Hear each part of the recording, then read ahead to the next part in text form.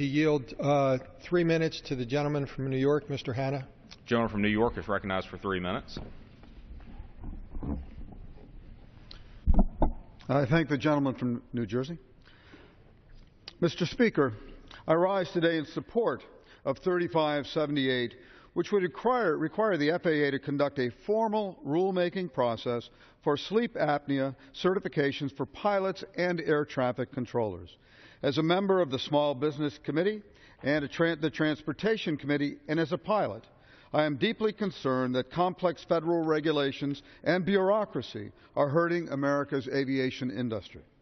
When deemed absolutely necessary, new FAA rules should follow a transparent and open process that includes strong oversight and input from all stakeholders. The proposed sleep apnea regulation was a broad administration guidance with no oversight or input. Furthermore, this is yet another example of the administration's regulation in search of a problem. According to the Civil Aviation Medical Association, there was no scientific evidence that sleep apnea has compromised aviation safety.